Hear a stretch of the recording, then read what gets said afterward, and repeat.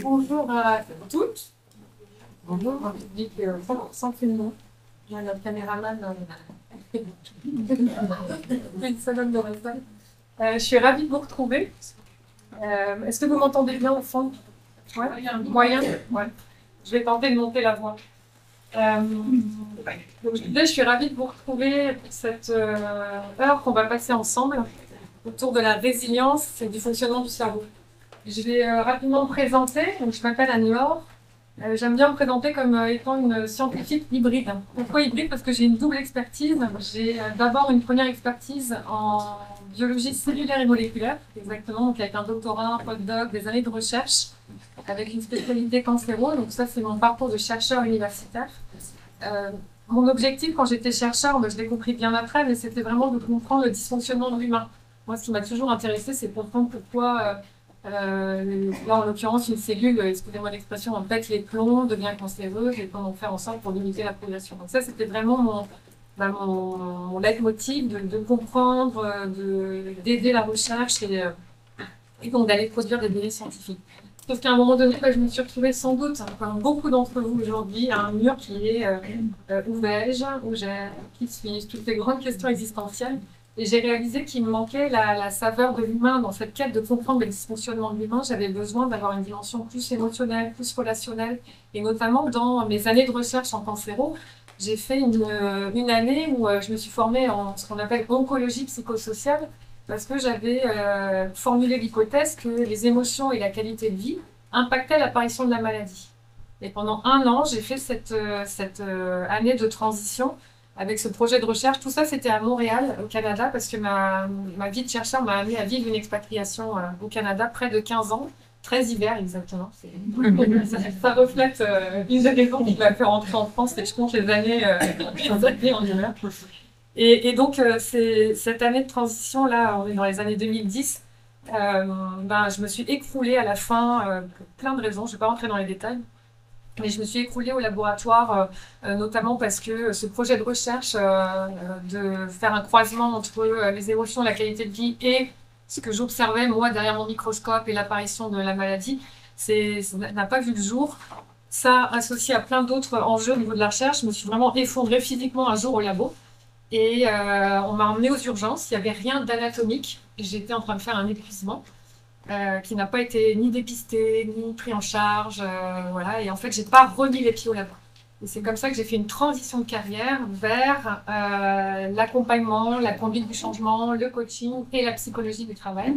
Je suis sur le point là, de soutenir mon master en psycho du travail. Et alors, la petite anecdote, j'aime bien dire que c'est Anne et Laure. Anne, c'est la scientifique, c'est la chercheure, c'est l'universitaire, c'est celle qui décortique, qui fait des liens. Laure, c'est la coach, la professionnelle de l'accompagnement et bientôt la psychologue. Alors, ça fait un peu trop dissociatif quand je dis ça.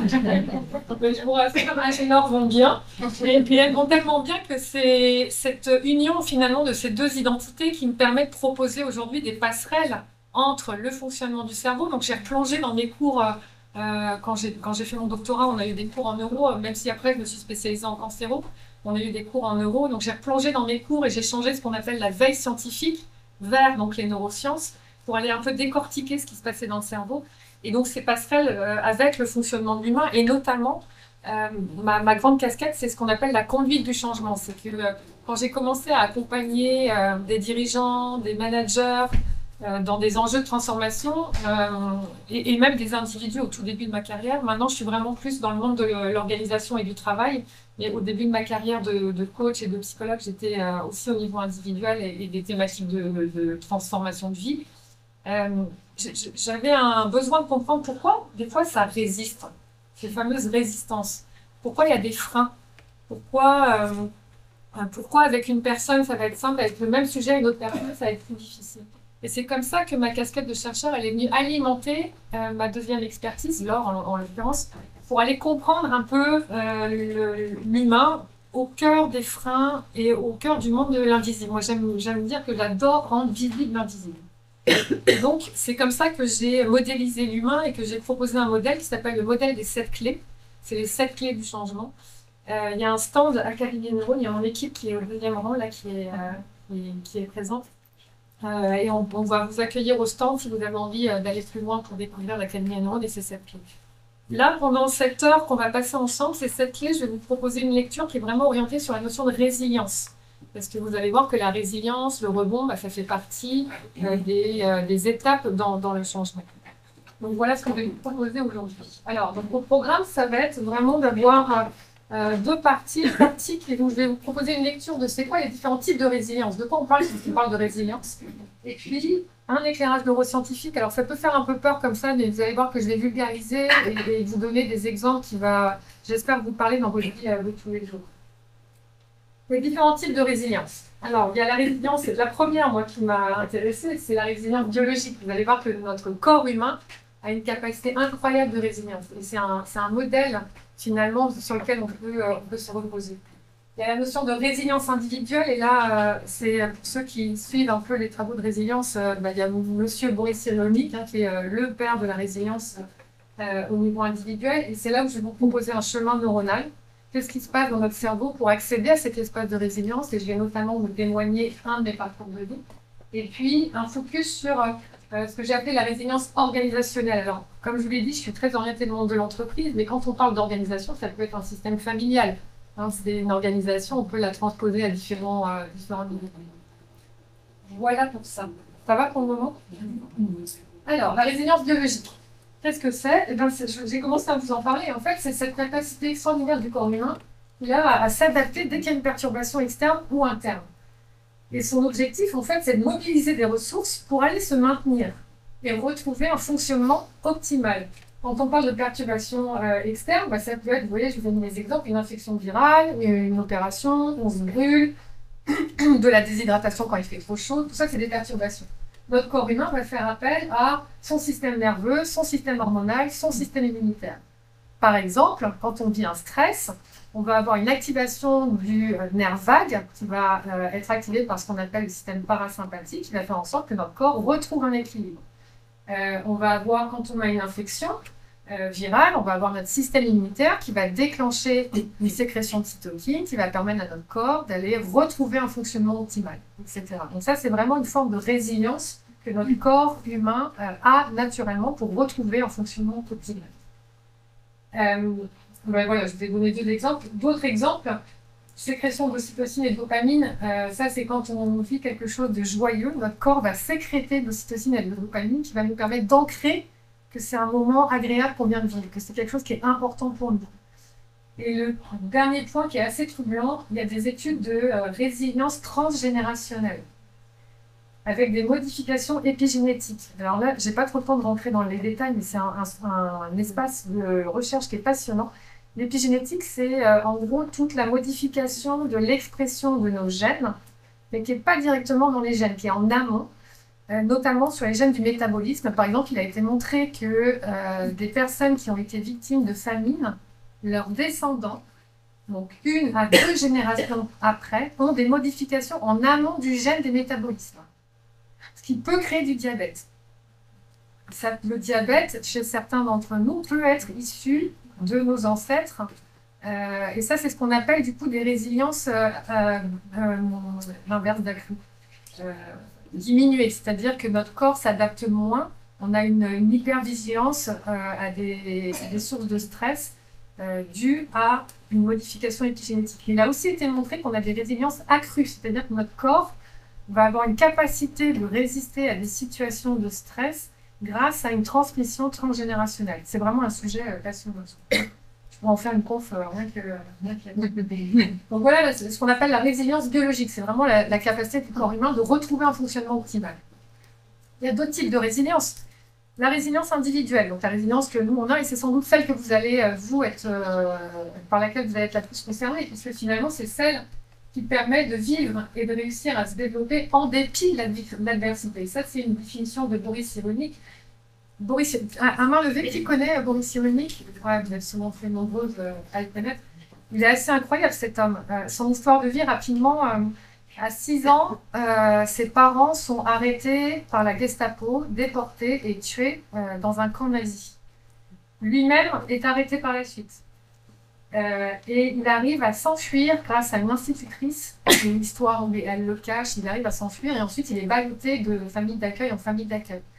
Et il a vraiment développé une résilience par rapport à son histoire de vie. À 6 ans, perdre ses parents, déportés, enfin, c'est quand même dingue son histoire de vie d'avoir été ensuite laissé enfui. Enfin, et donc lui, il a vraiment un regard sur la résilience qui est profondément touchant et qui est basé, ancré dans son expérience de vie.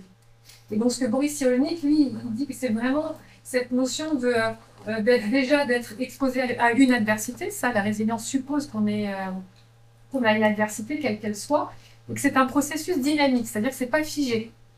C'est un processus qui évolue. On peut faire des rechutes, entre guillemets. Hein, on avance, on peut avoir l'impression de s'en être sorti, puis hop, d'un seul coup, on dit, oh, putain, je retombe j'ai l'impression de retraverser un tunnel. Ben oui, parce que c'est un processus dynamique. Il demande de mobiliser des ressources internes, donc c'est toutes les ressources qu'on va avoir à l'intérieur de soi, hein, toutes nos valeurs, toutes nos capacités, les externes. Boris Cyrulnik insiste sur la notion de tuteur de résilience. J'insiste un peu là-dessus, sur cette notion de ressources externes et de tuteur de résilience. Dans le cas de Boris Cyrulnik, c'est ce qu'il a en partie sauvé, c'est ce qu'il témoigne en tout cas.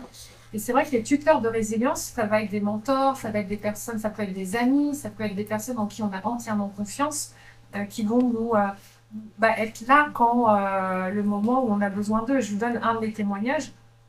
Donc je vous ai dit que j'avais fait un burn-out, un épuisement professionnel dans les années 2010, et 8 ans plus tard, j'ai fait une dépression majeure.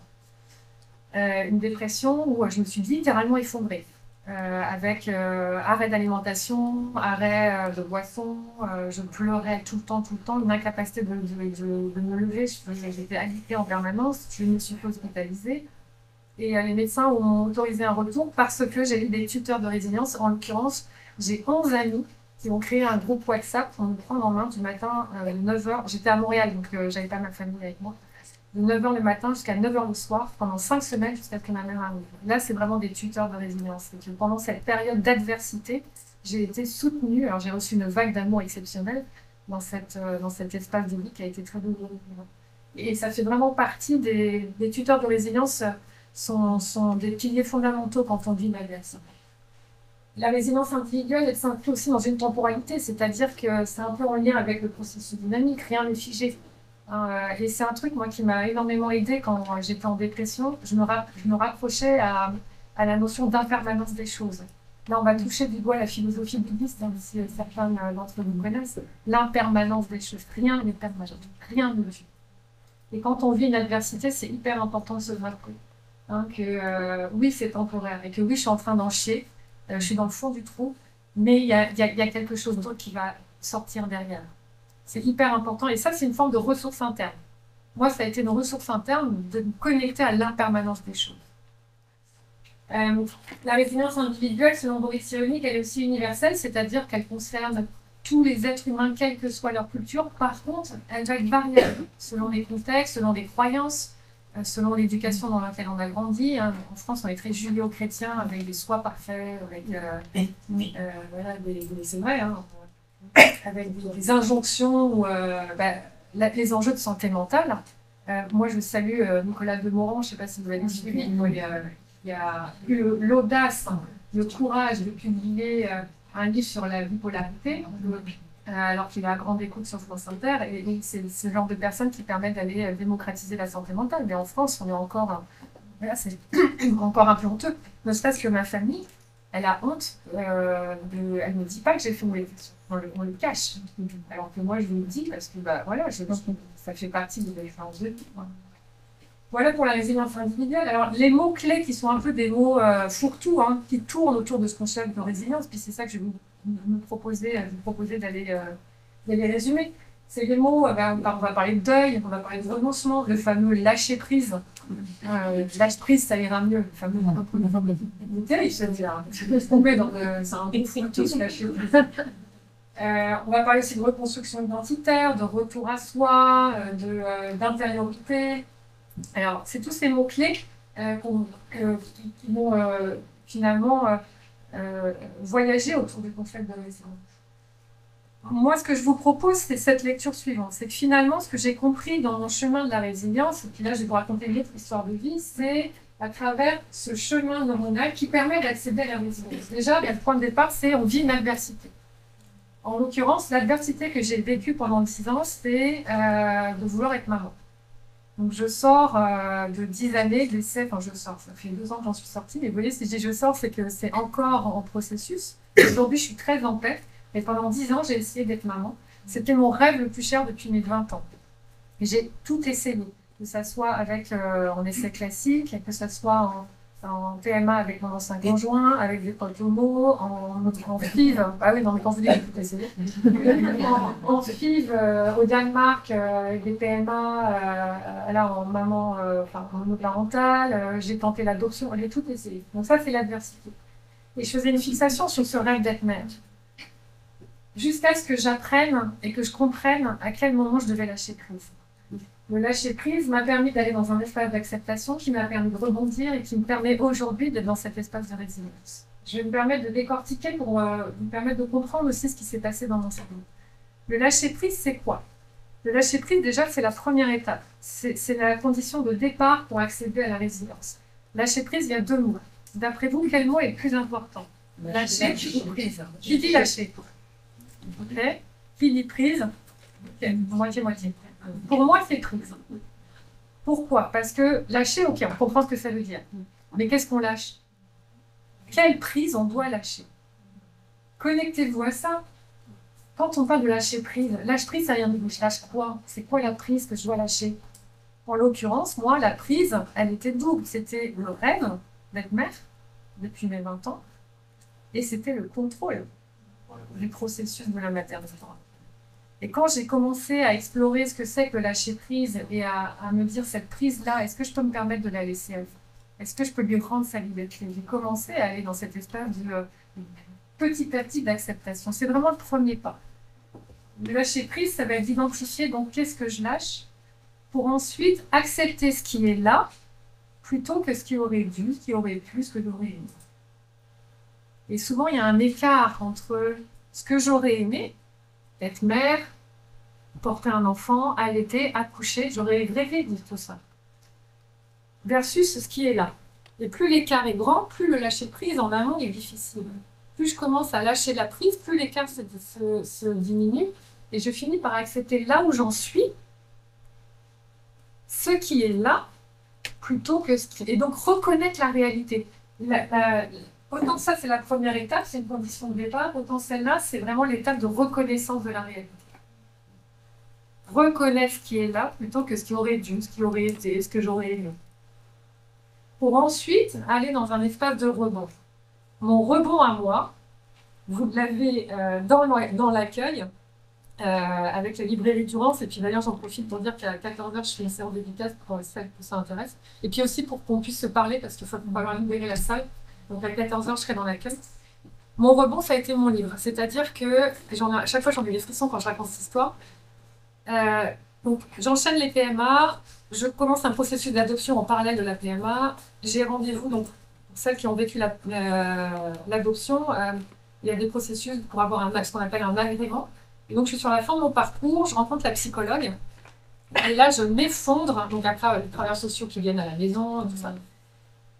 Je suis sur la fin et je m'effondre en larmes et là je lui dis je crois que je vais arrêter le processus. J'étais épuisée, c'était sur la fin, hein, on était au bout de mon parcours de 10 années et je lui dis je crois que je vais arrêter et j'avais qu'une envie, c'était qu'elle me dise mais non, vous allez continuer, vous faites une mère merveilleuse, vous allez être merveilleuse.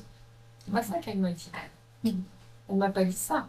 Elle a été merveilleuse, elle a fait son rôle de psy, c'est qu'en fait elle a laissé l'espace se remplir. Elle m'a dit une chose. Elle m'a dit, si vous laissez aller, comment elle m'a dit ça? Quelque chose du genre, si vous fermez cette page, d'autres pages vont s'ouvrir. Quelque chose comme ça. Vous avez laissé de l'espace, il y avait le mot espace, vous avez laissé l'espace à d'autres naissances. Donc je décide d'arrêter, je pleure ma vie, je décide d'arrêter le processus, je sors, à la fois hyper effondrée et en même temps hyper soulagée, hein, ce grand paradoxe quand on est fin à quelque chose. Comme une rupture par exemple. On sait qu'il faut mettre fin, on est à la fois triste et à la fois soulagé, là c'était un peu pareil. Et 2 jours après, j'avais écrit un livre, ça faisait ce livre, qui a commencé à naître au même moment où j'ai commencé à essayer d'avoir un enfant. Je l'avais 10 ans de maturation, d'aller-retour, de pause, parce que pendant 3 ans j'ai fait des pauses, j'ai repris. Je l'avais envoyé à la maison d'édition Duno. Et 2 jours après ce rendez-vous avec cette psychologue, François, donc l'éditeur d'Interruption m'appelle en disant on veut. Et mon rebond, c'est ça, c'est que là, je me suis dit, mais en fait, je suis en train de mettre au monde autrement. J'ai mis au monde autrement. Et ce livre-là a été le point de départ de l'Académie Neurone, où je salue mon équipe au niveau de c'est le mec qui m'a ramené. Ça a été le point de départ parce qu'en fait, après le livre, l'Académie Neurone est née et c'est aussi un livre finalement. Et au sein de l'Académie Neurone, je suis en train de créer des jeux, des outils pédagogiques au service de l'accompagnement du changement. Et tout ça, finalement, c'est une forme de rebond. C'est-à-dire que je mets au monde autrement. Et je suis vraiment alignée avec cette mise au monde. Alors, en toute transparence, il y aura toujours ce regret, de ne pas avoir, voilà, sentir la vie à l'intérieur de moi, de ne pas avoir allaité, de ne pas avoir accouché. Il y aura toujours ce regret-là, mais je suis OK aujourd'hui. C'est ça vraiment la résilience. Vous voyez, c'est ces étapes-là. Si je fais un peu un résumé de ce que je viens de vous raconter. Ici, le lâcher prise, c'est que j'arrête de lutter contre ce que je ne contrôle pas.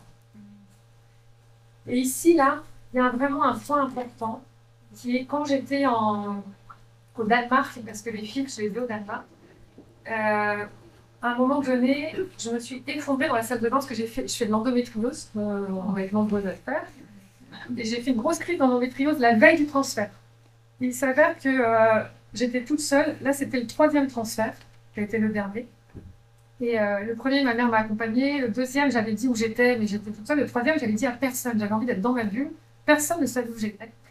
Je m'effondre dans la salle de bain, une douleur. C'est ma dernière grosse crise d'endométriose. Avec de la sueur, je tombe dans les pommes. Et là, je me réveille. Et je me dis, oh, mais si je m'étais cognée contre le lavabo, personne ne sait où je suis. Et là, j'ai réalisé que j'étais en train de me m'acharner. Que j'ai été plus dans la persévérance. Et c'est là aussi où le lâcher prise, il y a quelque chose de l'ordre. Est-ce que je suis dans l'acharnement ou dans la persévérance? Cette frontière à l'avance. Et c'est là où je me suis dit, j'arrête. Alors, j'ai fait le dernier. En fait, c'est pas là où je me suis dit, j'arrête, parce que le lendemain, j'avais le transfert. C'est après, avec cette réflexion et avec ce dernier échec, où là, j'ai commencé à me dire, où je lâche. Et quand j'ai commencé à lâcher, c'est là où je suis allée dans j'accueille ce qui est, même si je ne l'ai pas choisi, même si ce n'est pas ce que j'aurais aimé.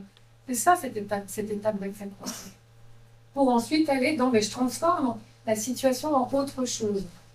Et vraiment, notre cerveau, il va passer par ces étapes-là. Il ne peut pas aller dans le rebond s'il ne passe pas par là et par là avant.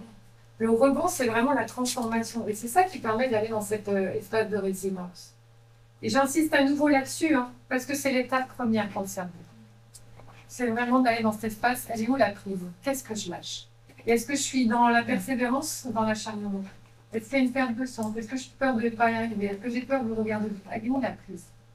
Alors, pour vous la faire vivre un petit peu plus, cette prise, je vais vous proposer de l'expérimenter.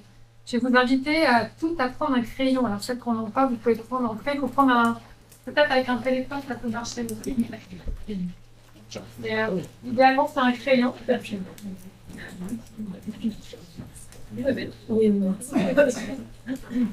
En tout cas, quelque chose que vous pouvez tenir dans votre main. Je vais vous inviter toutes à choisir une situation que vous vivez en ce moment qui gratte. Vous n'êtes pas obligé de choisir un gros truc. Je ne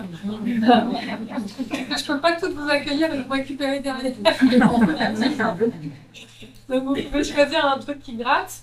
C'est bon, tout le monde là? Dans cette situation qui gratte, quelle est l'émotion principale? Est-ce que c'est de la colère? Est-ce que c'est de la peur? Alors, il peut y avoir des degrés, hein, de la frustration, de l'énervement, de l'agacement. Est-ce que c'est de la tristesse? Dans la tristesse, ça peut être de la peine.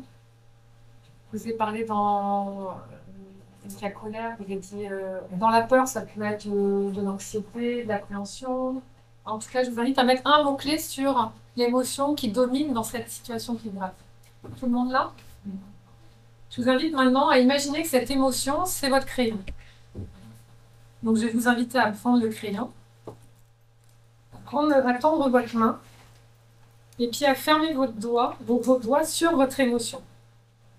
Parce que votre émotion, elle est là, elle est très présente. Puis elle vous agace parce qu'elle prend même parfois tellement de place que vous avez l'impression d'être sous son emprise.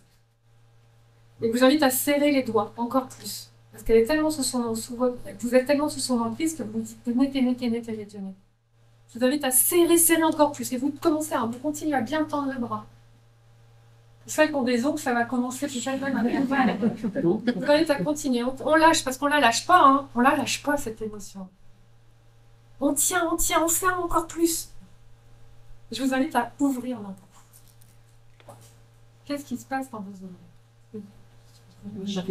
Ça fait du bien, ça relâche, ça soulage, ça recircule. C'est ça le principe de lâcher prise. C'est que quand on a une prise, comme une émotion, on la tient.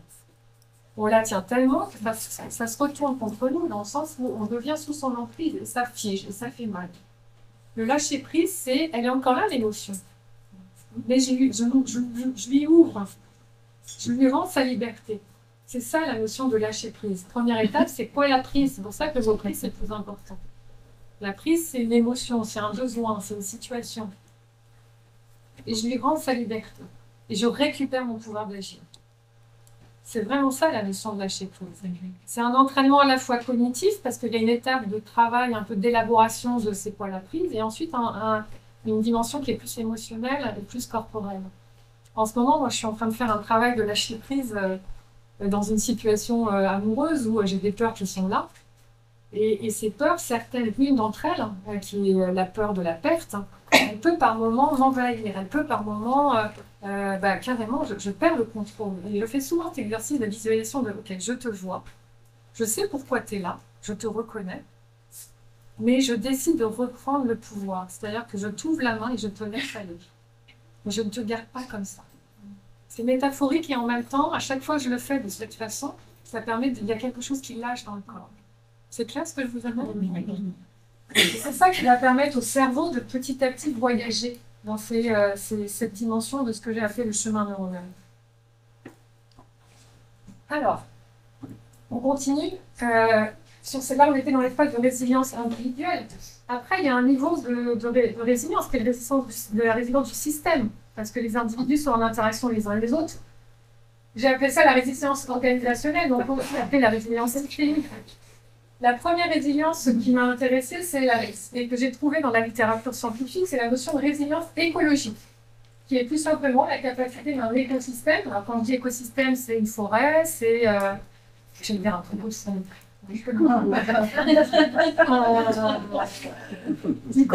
Une colonie, c'est mieux, une fourmi. Comment? Une fourmilière. Une fourmilière. Une fourmi, c'est pas mal. En tout cas, c'est ça un écosystème, que ce soit la fine ou la forme. Donc la résilience écologique, c'est la capacité d'un écosystème à retrouver un fonctionnement de référence après une perturbation. Donc un incendie, une inondation, etc. Et du coup, je me suis posé la question, mais si on transpose vers une organisation, que ce soit une organisation familiale, là en l'occurrence, les définitions que je vais vous proposer, c'est organisation du travail, c'est-à-dire une entreprise. Comment une organisation peut-elle absorber les chocs, que ce soit une crise, mais à chaque fois, je vous invite à faire le parallèle avec la famille. Que ce soit une crise, une rupture, une incertitude, comment une organisation elle fait pour donc, absorber ces chocs et puis ensuite s'adapter, continuer à fonctionner, voire même se réinventer. Et tout ça sans s'effondrer. Eh bien, finalement, la résilience organisationnelle, c'est vraiment cette capacité des organisations qu'elles ont à survivre, à s'adapter, à se réinventer dans l'incertitude. Parce qu'on ne sait pas ce qui est là demain. Et ça, notre cerveau d'humain, il n'aime pas ça. Vous allez voir que dans mes clés, la première clé, c'est la clé numéro 1, qui est la clé sens. Notre cerveau, il a besoin d'avoir du sens, il a besoin de certitude. Ça le rassure. C'est les deux premières clés, sens et sécurité. Notre cerveau n'aime pas ne pas savoir. On préfère même savoir, même si c'est des choses douloureuses. Au moins, on a l'info. Je ne sais pas si certaines d'entre vous ont vécu des attentes de diagnostic. C'est terrible, c'est pas terrible. Quand on ne sait pas ce qu'on a, on sait ce qu'on a. Et même si c'est grave, à la limite, voilà, au moins il y a quelque chose de paradoxal parce que ça peut être un bouleversement quand c'est grave et en même temps on a l'info, il y a quelque chose à l'intérieur de nous, on sait, au moins je sais ce que je dis. Les auteurs qui sont en lien avec, je reviens sur la notion d'organisation et de système, les auteurs qui m'intéressent, qui ont exploré la résilience à ce niveau systémique, et donc à un niveau plus, j'allais dire en méta, c'est un langage de gauche, ça. plus en amont, en vision globale. Et Pierre Morin, lui aussi, il est très connu, et c'est un des pères de ce qu'on appelle la complexité et de la systémie organisationnelle. Olivier Hamon, alors ça c'est très à la mode en ce moment et à la mode de façon juste, c'est-à-dire que c'est un chercheur qui a mis à jour le concept de robustesse, c'est exceptionnel. Je vous invite à vraiment à y aller, surtout s'il y a certaines d'entre vous qui bossent dans l'accompagnement des entreprises, la notion de robustesse, elle est très chouette à explorer. Arthur Keller, qui lui a une vision assez cash de là où on en est, il a même les limites planétaires, hein, donc, mais il a une vision systémique aussi. Et puis Sylvain Rosard, qui lui est le père de l'approche permaculturelle. Il a transformé la permaculture dans le monde de l'entreprise. Donc il a adapté des modèles issus de la permaculture dans le monde. C'est hyper intéressant. Voilà quelques références si ça vous intéresse d'aller plus loin. Alors les grands mots-clés là. Qu'on peut voir, c'est systémie, durabilité, régénération, interdépendance, soutenabilité. Ça parle peut-être à celles qui sont dans le développement durable, dans la transition écologique. C'est vraiment des termes clés là, qui naviguent dans ce monde-là. Alors maintenant qu'on a vu ces différents types de résilience et que j'ai commencé à vous expliquer le rebond pour notre cerveau, on va aller un petit peu plus loin et notamment dans quels sont les ingrédients, quels sont les nutriments, de quoi notre cerveau a besoin. Là, je vous ai parlé du chemin, mais c'est quoi les ingrédients et notamment pour aller dans ces phases, la première étape, qui est l'étape clé, le lâcher prise, pour ensuite dérouler le chemin neuronal. Et donc je vais vous proposer ces 7 piliers. Le rebond pour notre cerveau, donc finalement, c'est de se poser la question suivante. De quoi notre cerveau a besoin pour faire face à un choc, pour faire face à une adversité, pour ensuite s'adapter, pour retrouver un équilibre et se réorganiser. Là, on est au cœur d'un mécanisme. Vous avez une idée comment ça s'appelle? Dans notre cerveau, comment il fait pour se réorganiser? C'est la fameuse neuroplasticité. Là, notre cerveau a ce pouvoir incroyable pour pouvoir avancer vers l'adversité, d'avoir cette capacité de réorganisation du système nerveux. C'est ça le rebond, en fait, pour notre cerveau. On est en mesure de réorganiser les réseaux, de reconnecter, de déconnecter, de se reconnecter. Pour les personnes qui ont été victimes d'un AVC, la neuroplasticité, c'est ce qui permet aussi de recréer des connexions pour retrouver les capacités. Et ce qui est assez intéressant, c'est que finalement, on pourrait la définir comme ça, que c'est aussi une capacité de rebond, la neuroplasticité. Sauf que, qu'est-ce qu'il faut pour que cette neuroplasticité puisse avoir lieu? Et bien, c'est là où je vais vous proposer 7 conditions. Ce sont 7 conditions neurologiques, physiologiques et systémiques qui vont permettre de réorganiser notre cerveau après une perturbation, après une adversité, après un choc, après une crise.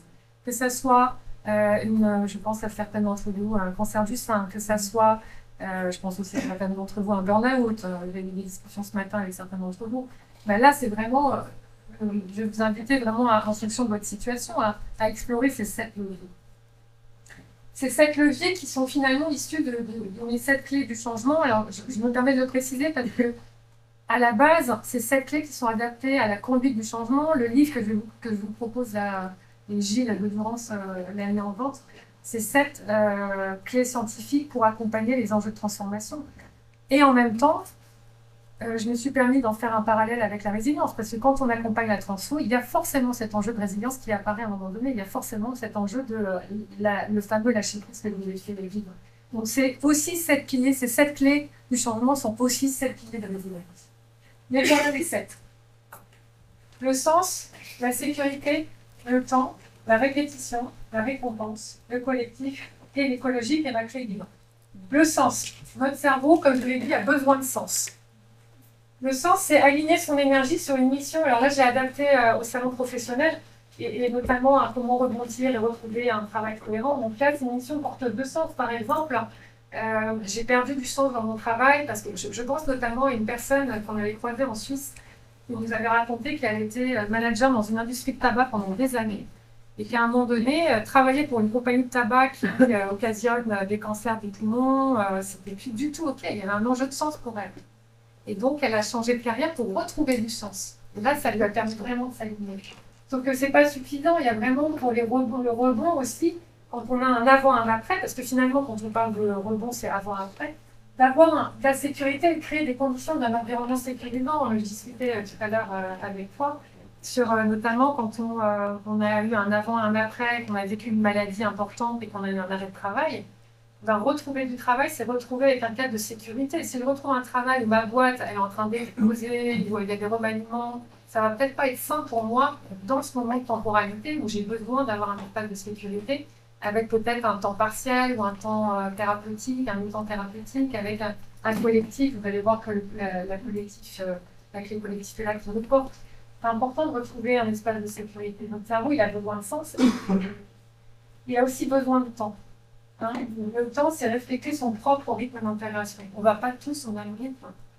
Il y en a qui vont lâcher prise comme ça parce qu'il y a eu tout un travail en amont, et puis il y en a d'autres, ça va prendre 10 ans, et c'est OK.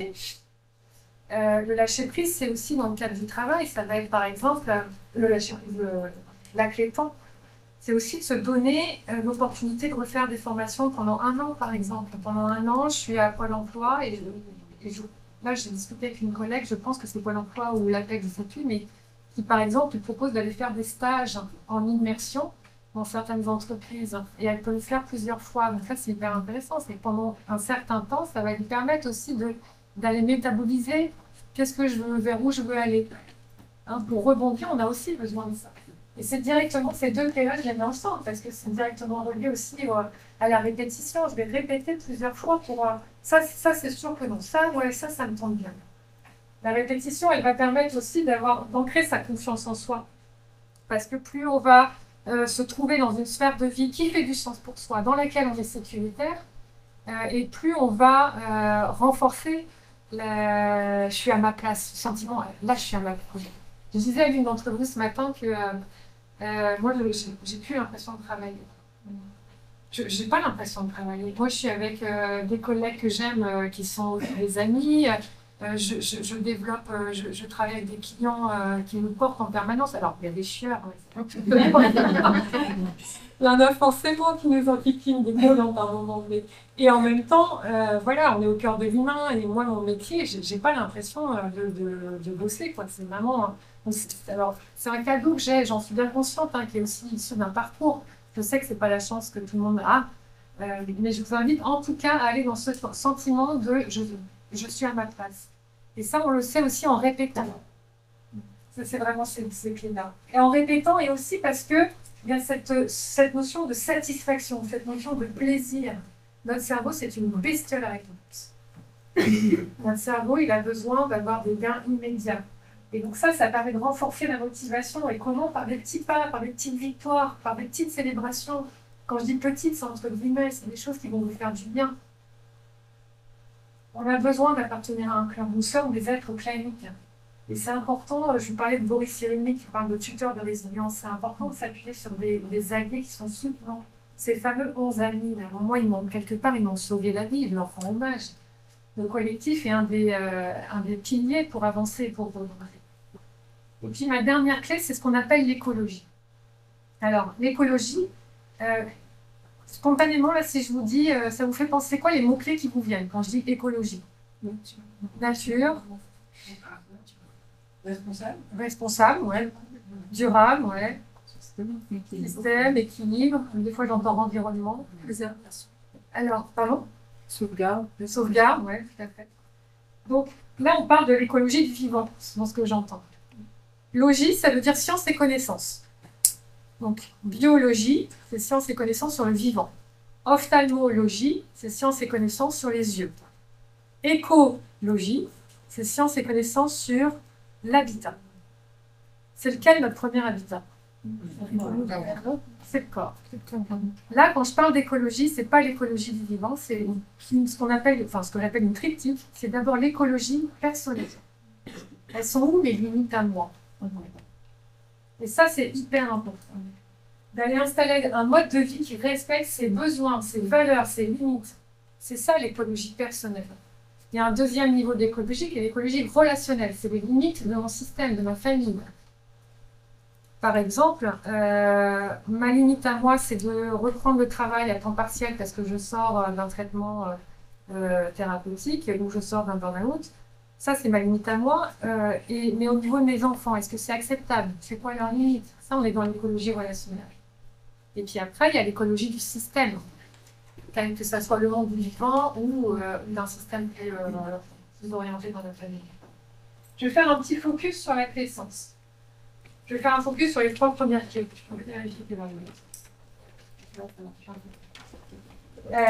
Les 3 premières clés. Donc, la connaissance, chaque clé, en fait, que je vous ai présentée avant, c'est à la fois un frein et un levier. C'est-à-dire que c'est vraiment une pièce avec une double facette. Quand on sait qu'il y a un enjeu de sens, ben on peut le transformer en levier. La connaissance, c'est un frein quand on répète cette question « pourquoi ça m'arrive vraiment ?» Et là, notre cerveau, il a besoin d'une réponse. Et tant qu'il n'a pas cette réponse, il a du mal à avancer. Et c'est pour ça que je l'ai mis en 1, cette clé-là. Je pense à... Il y a plusieurs exemples qui me viennent en tête, notamment, je me souviens d'un témoignage d'un copain que j'avais croisé en soirée à Montréal et qui me disait qu'il était séparé depuis 2 ans et qu'il n'arrivait pas à retrouver une histoire d'amour, à reconstruire, à retrouver une femme, parce qu'il ne comprenait pas pourquoi il y avait une rupture. Il était, mais pourquoi il est parti? Pourquoi il est parti? Et tant qu'il n'avait pas la réponse et pas l'info, il ne pouvait pas passer au chose. Et en fait, lui, le lâcher-prise qu'il a eu à faire, ça a été de lâcher la prise du sens. Et quand je vais commencer à explorer cet espace-là, et me dire, mais est-ce que ça ne fait pas du sens que tu commences à arrêter de vouloir faire du sens? Au début, son cerveau, il a un peu bugué. Mais finalement, c'est ça qui a fait du sens pour lui. C'est le fait de se dire, mais en fait, il faut que j'arrête, quoi. Parce que de toute façon, il a essayé d'avoir la réponse, il n'a pas eu avec une élève, il n'a jamais eu une réponse, en tout cas, qui me faisait répondre.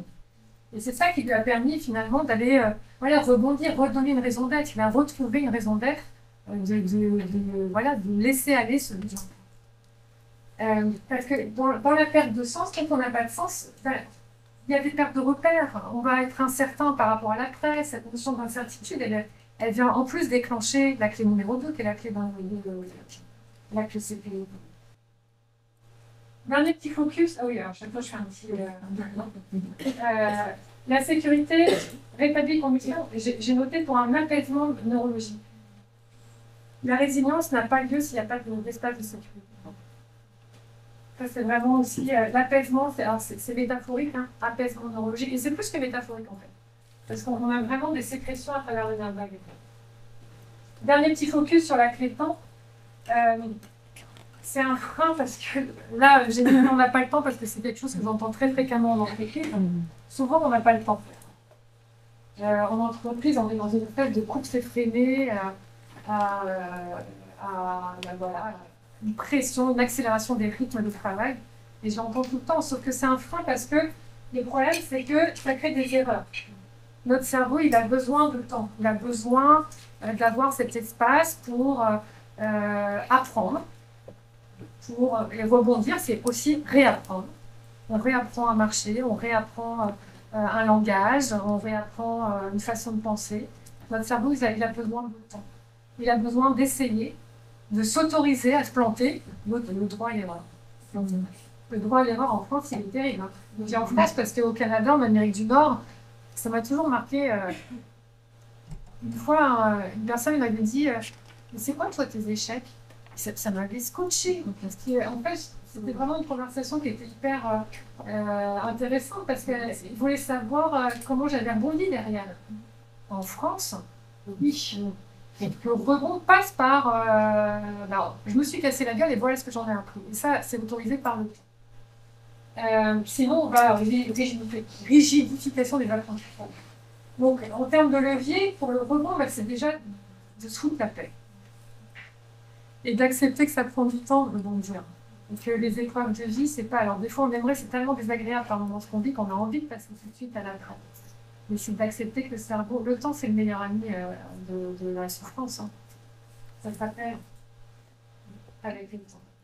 Et puis, dans les mécanismes cérébraux, on retrouve notre hippocampe qui, lui, a besoin de temps pour enregistrer les faits. Le striatum, qui est une structure clé aussi, qui va, lui, être en lien avec la force des habitudes. Le temps, c'est aussi créer une nouvelle habitude. Ça s'ancre dans des structures qui s'appellent le striatum. Cortex singulaire antérieur, est-ce que je vous en parle? Alors, je ne vais pas vous en parler parce que ça, c'est pas. Enfin, c'est bon. On fait pour revenir en arrière. Je vais juste faire un petit bilan sur le temps, puis après, je vous mets une dernière attentes. La résilience, voilà, pousse à son rythme. Le cerveau a besoin de lenteur pour apprendre et se transformer. J'ai envie, et je me rappelle à moi en permanence, parce que je suis la première à vivre un rythme complètement débile avec mon équipe. Hier, avec Fanny, on est en train de monter le kakimono à 9h du soir, quoi, de la tête de Némose. Donc, je suis la première à me proposer l'éloge de la lenteur. L'éloge de la lenteur. C'est vraiment un éloge que je nous invite toutes à mettre en place autant que possible dans notre quotidien. Alors, en résumé, les notions clés de la résilience, c'est que en fait, c'est un processus qui est multisystémique. Voilà, il y a différentes clés, il y a différents systèmes qui rentrent en jeu. Et c'est important d'en avoir conscience que ce n'est pas un processus qui est linéaire. Même si je vous ai fait un chemin neuronal, il peut y avoir des retours en arrière. Et que ce qui est chouette, c'est que le cerveau, il peut se réorganiser. Mais il a besoin de conditions. En l'occurrence, je vous en propose 7. Et puis que ces clés, elles sont mobilisables, que ce soit au niveau individuel ou au niveau collectif. Alors j'ai envie de vous proposer un petit temps avec vous-même. Quand vous étiez en lien avec la situation que vous avez fait toucher du doigt tout à l'heure, je vous ai dit un petit truc qui gratte, je vais vous inviter à échanger 2 par 2. Et d'après vous, quelles clés pourriez-vous activer pour soutenir votre propre plasticité dans ce contexte que vous avez choisi? Est-ce que ce serait redonner du sens? Est-ce qu'il y a un enjeu de sécurité? Est-ce que vous manquez du temps? Est-ce qu'il faudrait peut-être autoriser plusieurs essais? Est-ce que vous savez pas vraiment ce que vous avez à gagner là dans la situation? Est-ce que vous êtes en manque de pair? Vous n'êtes peut-être pas assez encadré? Est-ce qu'il y a un enjeu écologique? Donc un petit... combien de temps il me reste? Donc 2-3 minutes et puis un énorme merci. Merci.